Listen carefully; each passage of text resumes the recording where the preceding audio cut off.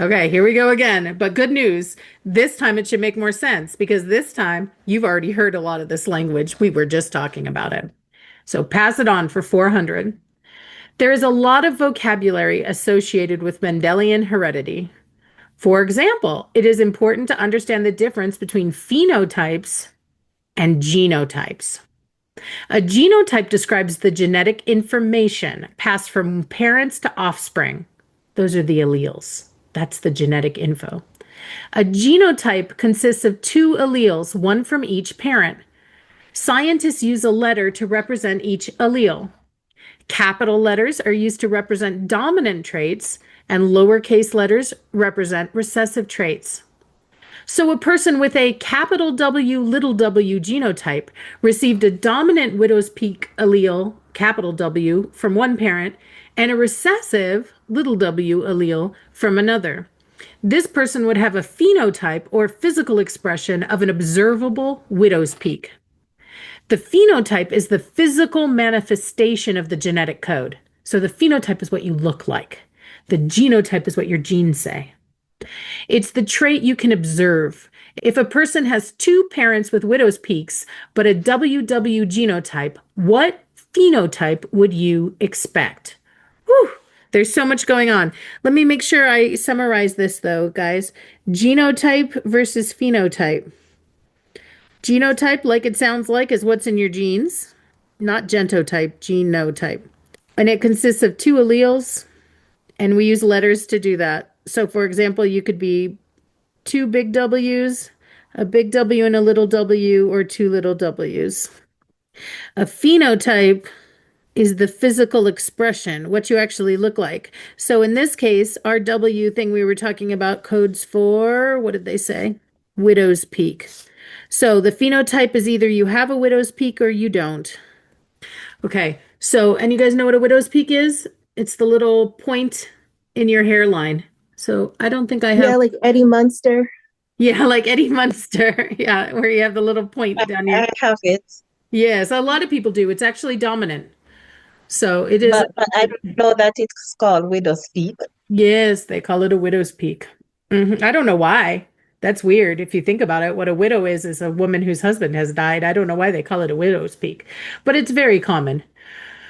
Okay, so now that we have all that information down, now let's take a look. So, if a person has two parents with widow's peaks, but a WW genotype, what phenotype would you expect? So tell me no or maybe. A, observable widow's peak. No or maybe.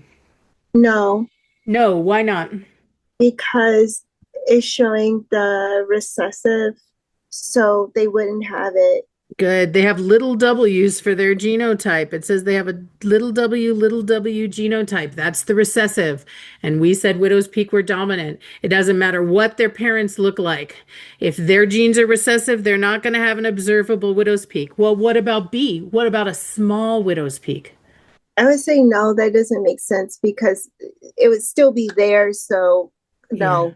Some traits do combine, like skin color commonly does. Skin color is not Mendelian. It's usually if you have a really dark parent and a really light child, you see your children somewhere in the middle. Now, that's not always true, as we know, but it's not Mendelian. It's more than just you're dark or you're light, right? We see combining. That is not the case with these kinds of traits.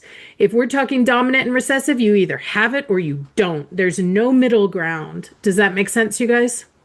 Yes. Okay. And that's why not all genetics are like this. Definitely many things mix. Eye colors mix, hair colors mix, skin color mixes, lots of things mix, but not these types of traits. Okay, cool. So then C, no observable widow's peak. No or maybe. Maybe. D, not enough information. Kate, you didn't tell me enough to figure this person out. Nowhere. No, because they gave us information. They gave you the genotype. If you know the genotype with Mendelian genetics, you can figure out the phenotype every time. That's the point of it. It's so predictable. Okay, so yep, we can rule that right out. So So, yep, they were all recessive. Little w, which means they'll have the recessive trait. And according to this, the recessive little w trait is. Oh, Oh, it doesn't specifically say it. You had to infer that it was no widow's peak from the fact that the big W was a widow's peak. I was tricky. That was rude. I'll admit it. Okay. Anybody mad at me? No, but I do have a question. So, Yeah. um, do they typically give you enough information like this for you to be able to Yeah, figure figure it out. Yes, absolutely. But like I said, the more new a topic is to you, the harder the reading is going to be to understand. So you don't have to memorize a bunch of science stuff for the GED science. But if it's an area where you have more knowledge, it'll bring up your reading comprehension.